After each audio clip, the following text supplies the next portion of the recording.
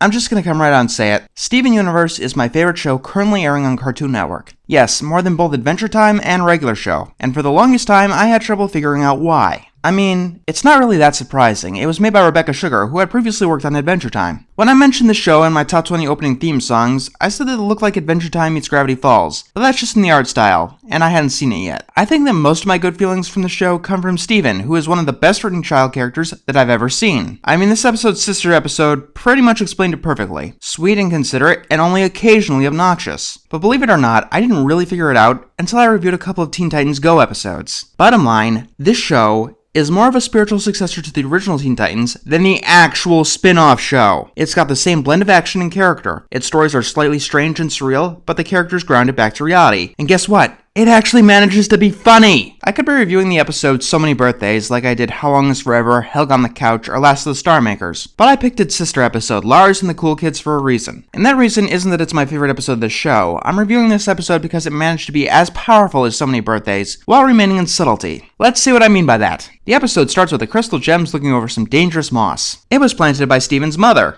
Rose Quartz used to climb that hill every spring and tend to the moss at the top.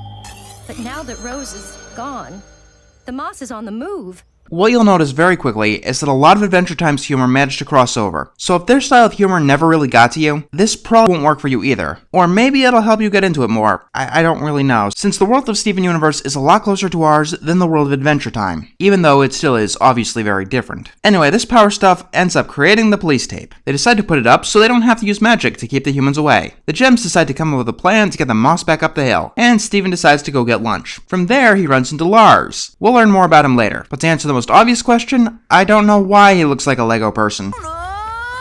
No, Steven, no high fives. Okay.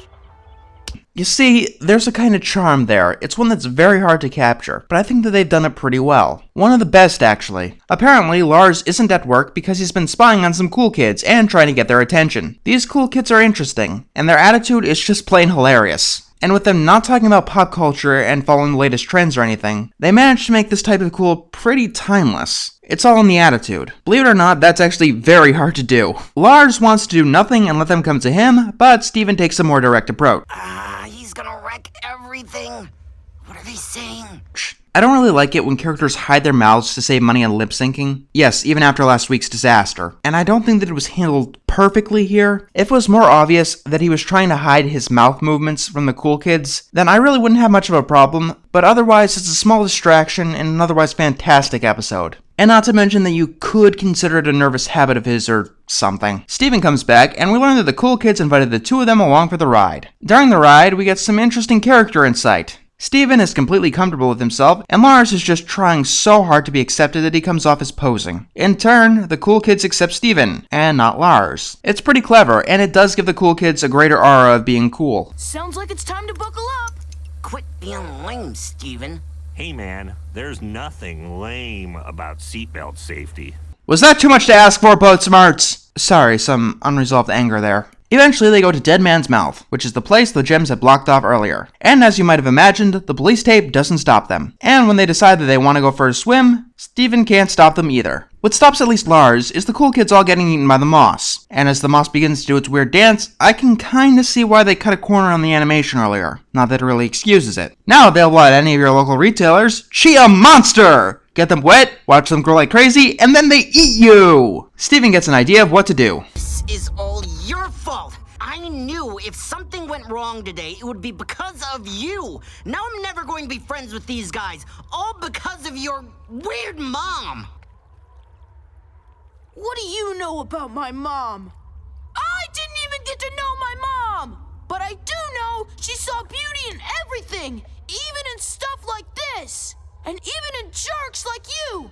And with one moment, this episode became just as strong, if not stronger, as its sister episode, So Many Birthdays. At least with me. I mean, everything about this moment is done so well. From the background music completely stopping, to one line of dialogue giving everything a lot more weight. You know, in a good way. They get the moss into the car in a desperate attempt to get it to the top of the hill. We've actually got a pretty good climax, until the moss completely stops them in their tracks. Then the sun comes out, and the moss blooms.